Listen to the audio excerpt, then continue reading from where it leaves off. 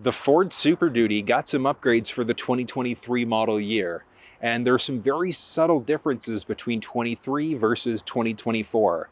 But one thing you're still going to find is the available Tremor package, which, I mean, look at the highlights here. This thing is an absolute monster sitting this high. But you're taking a truck off-road, you might want to look at this thing as an option. Steve here, and before we get started, I do want to give Formula Ford a huge shout out and thanks for giving me access to this truck to shoot the video for you guys. You can find a build link for this truck with links to Ford.com and .ca, interior walkthrough videos, the contact details for Formula Ford down in the description. There are so many different configuration options for the SuperDuty. You've got the regular cab, the super cab, the crew cab, the 250, 350, 450, cutaway, chassis cab. There are so many ways you can configure this vehicle. And that's one thing I definitely recommend reaching out to a dealership. So Formula Ford in Durham region, Yorkdale Ford if you're in the GTA or the west side of the city. These guys know their trucks. And for something like a SuperDuty, I definitely recommend getting professional help because you need to make sure that you're speccing your truck out for exactly what you need it to do. As always, you're going to find a series of different wheel choices available inside of the SuperDuty. But that gets tweaked a little bit when you get inside of the Tremor version of the truck. Like the wheel itself, the style is fantastic, but the tire functionality is definitely there. 35-inch Wrangler tires, so if you're going to be taking your truck off-road for job sites, the Tremor truck absolutely has you covered. Taking a look underneath the truck, you've got performance shocks, front limited slip differential, a rear electronic differential, off-road running boards, skid plates, unique air dams, and so much more. You're still going to find the SuperDuty 4x2 or 4x4, so rear wheel drive versus a 4x4 system. And then you've also got the option for single or dually. So if you need that dual rear wheel, that is available if you need it. And one thing that's cool that was introduced for the 2023 model year, you've got little steps all over the place. So you've got some box steps along the side and then along the tailgate of the vehicle as well. So the ones on the sides are kind of neat because it's just so much easier to get into the bed of the truck if you need to. I love it. Such like a subtle detail that Ford added in for the 2023 model. Filling up fuel inside of this thing, doesn't matter if you're in the gas or diesel engine, gonna be along the side.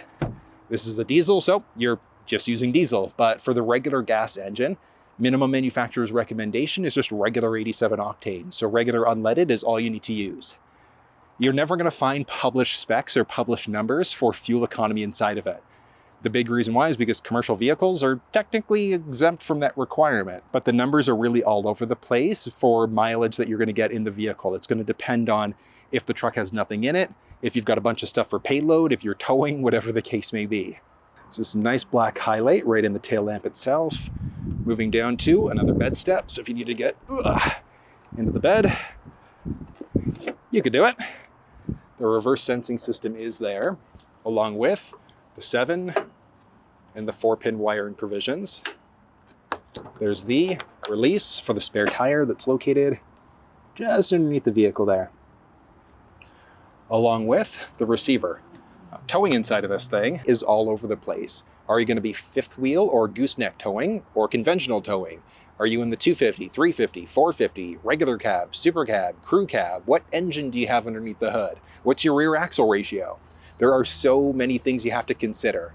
I do find for towing capacity, the Ford tow guides are very, very accurate. So if you do have any questions, what I'm gonna do, I'm actually gonna drop a link down to the Ford tow guide in the description of the video. So you can kind of go through that guide to figure out which basic configuration you would need if you're just towing.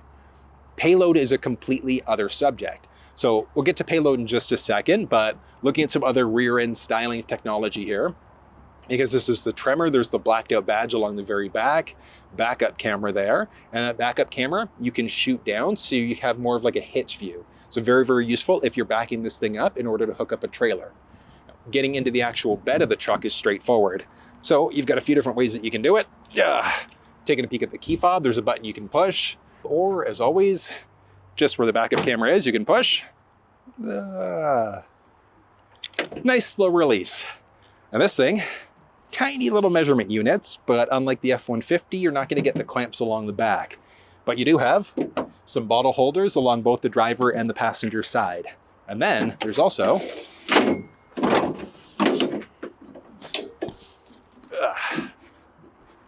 The tailgate step, which the tailgate step is useful if you're always going to be getting in and out of the bed of the truck.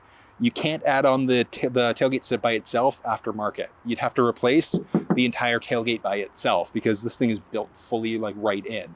But like I said, if you're going to be constantly getting in and out of the bed, very useful. If you're never going to be doing it, not necessarily a bad thing to still add on. You can still get into the bed of the truck a few ways using those new steps. Payload inside of the SuperDuty is a little bit tricky. That's the same way with the majority of trucks from every manufacturer. Like figuring out what your exact payload is can be a little bit of a pain in the neck to try to find. But just to kind of give you an example of payload, inside of the F350, the max payload is 7,000 pounds. But that's assuming a stripped down basic truck. As you start adding things in, like you go for the platinum trim level over the XL, if you look at the Tremor package and things like that, that's all going to subtract away from your max payload capacity. So inside of this one, the actual max is something like 3,996 pounds. So that's like a little bit of a discrepancy from the max of 7,000. The Ford tow guides and the payload guides are fairly accurate though for towing and for payload. But like I said, if you start adding features on, that's going to subtract from how much you can actually get inside of this thing for payload. So general rule of thumb is whatever the max payload number is for your specific build, I would normally recommend taking like 20-ish% away from that, and that's going to give you a good idea of what your actual payload's going to be. Payload and towing also go hand in hand. So let's say if your trailer has a tongue weight of 1,000 pounds and your vehicle has a max payload of 4,000 pounds, that means you're taking 1,000 pounds right off the top before you look at adding stuff into the bed of the truck, additional passengers and things like that.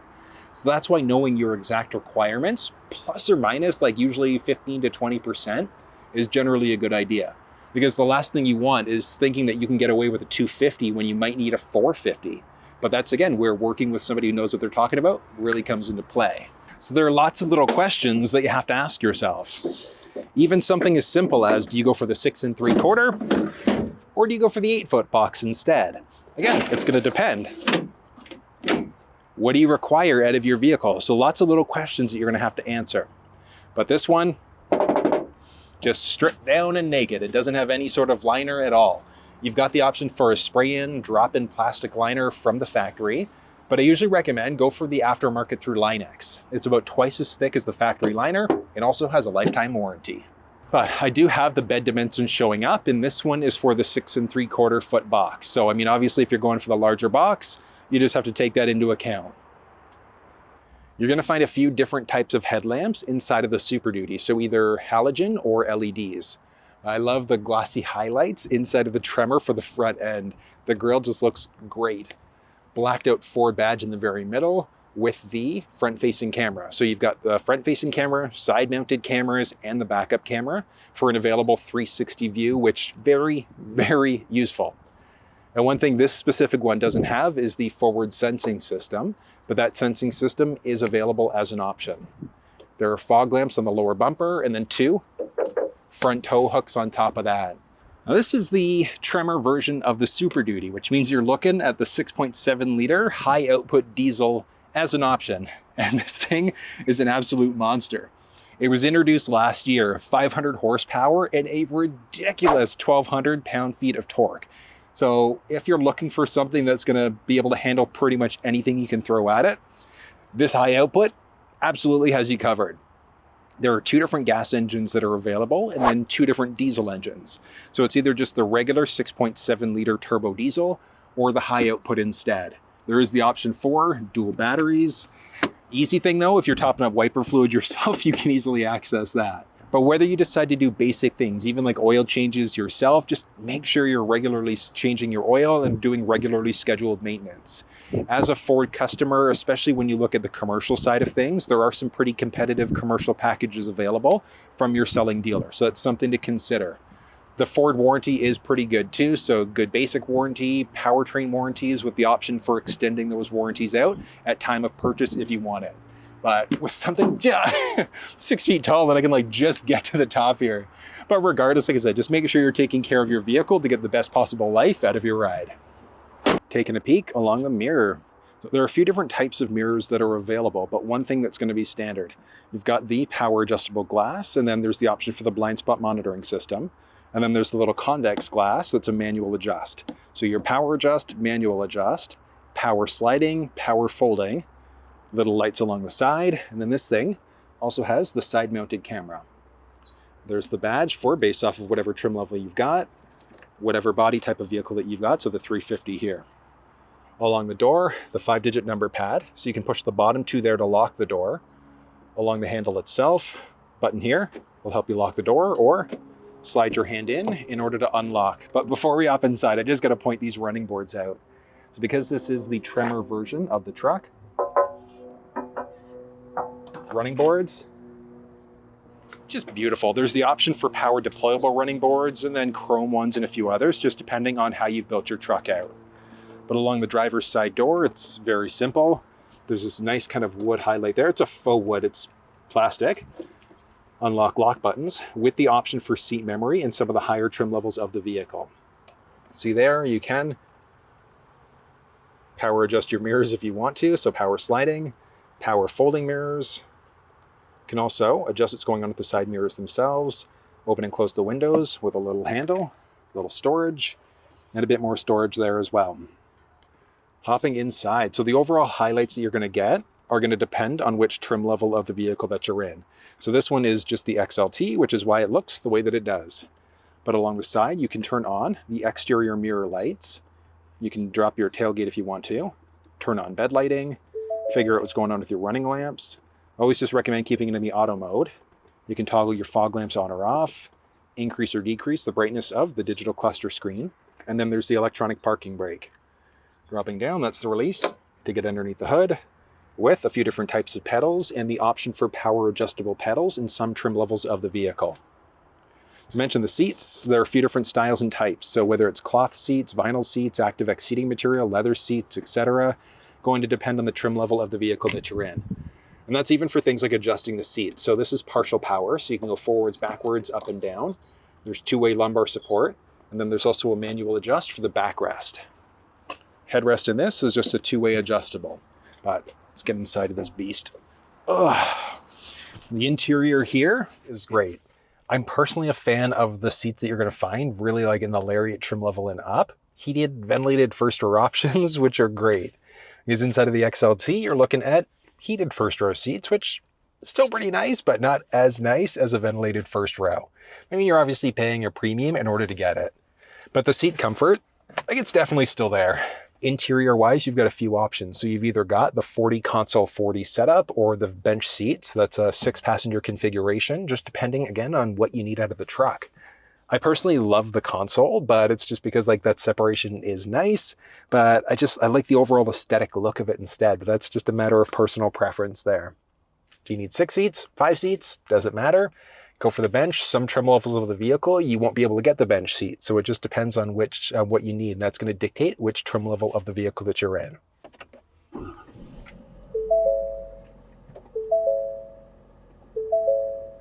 Beautiful. Look at that. Beautiful. Startup is nice. The steering wheel is good. Just very SuperDuty-esque. Nice. Fully digital cluster screen on top of that. So that was something that was introduced for the 2023 model. But if you want to walk through like how to use the cluster screen or the steering wheel buttons or even the Sync 4 screen, you'll find those walkthroughs down in the description of this video. But basics, stick on the left side is going to be for your wipers. Along the right side is going to be your gear selector. And then there's also the option on the very tip of that stick where you can go plus or minus there using the manual mode specifically. So manual, you can see there, you can switch between, and then you can easily adjust gears out that way if you'd like to. So very, very nice that you've got that flexibility to kind of adjust gears out as necessary. So if you wanted to rely on engine braking, manual mode, drop down gears as you need to. Basic cruise control with the option for the adaptive cruise in some versions of the truck. There are volume rockers, there's a voice command prompt, so you can do things like change songs, radio stations, navigate using your voice, and a number of other things. Change songs or radio stations, and then there's also the option of answering or hanging up on a phone call. Dash visibility is great. You've got a little speaker along the top there, because this one has the upgraded audio system that I'll let you listen to in just a second. Along the top, you've got the engine braking on, auto versus off. There's a button for the 360 camera, if yours is equipped. If it's not equipped, you're just looking at a backup camera essentially instead. but you can zoom into individual spots if you want to, zoom out. There's the 360 view, a bed view, which very, very useful if you want to see kind of what's going on behind you there. There's a front view, backup view, front 180, a hitch view, so as you go to back up to in order to install a trailer, you could. And there's also your side view mounted camera split view. And then there's also a button to be able to add in your own camera. So if you want to put one on the trailer itself, you'd have that flexibility. The reverse sensing system, so that beeping that you get as you back up, you can toggle it off from that screen as well. 4-way blinkers, traction control, and then there's also an option for your trail control too. Got the brake controller there, and then a series of other modes. So you've got your 2 high, 4 low, and then there's also a rear diff lock as well. So as a general rule of thumb, you're going to be in 2 high the majority of the time. 4 high is useful for snowy, slippery conditions, and then your 4 low is if you're pulling really heavy loads, if you're off-roading, pulling a boat out of water, things like that. And then there are a series of selectable drive modes. And as you move through the modes, look at that cluster screen. Beautiful. Off-road versus rock crawl mode. So again, off-roading, useful, eco-friendly, normal mode. So you've got different options that are available. They're going to play with your traction, stability control, driving dynamics, and things like that. And you can also lock in, so that's trail turn assist. So what trail turn assist does is that's going to lock up your innermost rear wheel. So very, very useful if you need to get around tight spaces, especially if you're off-roading. All of your basics, so you've got the volume rocker, tuning rocker, and things like that. So basic controls for all of this. So there's so much. Audio, you've got the option for AM, FM, Sirius XM, and Bluetooth. So you can hook your phone up to stream audio that way. This screen also supports wireless Android Auto and Apple CarPlay. But if you want to know how to set that up or even do things like use factory navigation, you'll find that walkthrough down in the description of this video. Let's listen to audio for a second. So one thing that I always recommend in your sound settings, go to your tone settings and drop your treble by 2, crank your bass by 3. That gives you really good audio. That's one cool thing is that, yeah, you've got all of these sources, but if you've got a USB stick with MP3s on it, you can plug in. And while that's loading up, there are a few different speaker choices that are available inside of the SuperDuty. So Bang & Olufsen sound system with a series of different options depending on which packages you've added on and which trim level of the vehicle that you're in. Coming right out of the microphone, so nothing's done post-processing at all. Grow hard about what you want to be. Step 4. Everybody just do your thing. Wake up. Today's gonna be a good day. Wake up. Today's gonna be a good day. Wake up. Today's gonna be a good day. Wake up. The audio inside of this thing is ridiculously good. You've got a phone, which I did mention, so you can either just hook up over Bluetooth if you want to, or wireless Android Auto, Apple CarPlay. Factory navigation is there. I mean, you saw there, very responsive, pinch to zoom capabilities. Ton of different settings available too. There's so much stuff. Some really neat features that are available. So driver assistance settings, you've got things like controlling the blind spot system, trailer side control, and things like that. Zone lighting, so you can control all the lighting on the outside of the vehicle. So override, and you can turn on all the lamps on the outside if you want to. Backing out, and there's also, towing is kind of neat, because if you've never set up a trailer before, it'll talk you through the exact process. So if you're conventional, gooseneck, fifth wheel, etc., it talks you through how to do it. And then this is where all of your trailers are going to show up. So really, really cool. Like I said, full walkthrough in the description of the video. I did mention all of your controls there. If you find the screen to be too much, there's a button that you can push in order to turn it off completely if you want to. Basic climate control settings there. And then along the side, you can see there's a 12-volt power point, 400-watt power point. There's a little button for tiny little storage area there too. Moving down, there's a lockable glove box with a pretty good amount of space there. You can also toggle off the passenger side airbag if you need to. Moving down, series of options there. So you can see there's a USB Type-C, USB Type-A. There is the option for a wireless charge pad inside of this thing, which this one just doesn't have. It's nice styling there. Basic cup holders as well. Okay, that's kind of cool. What? Did not even know that that existed until just now. So you can kind of slide across there if you need to. That's kind of neat. You need additional cup holders, and you've got it as an option.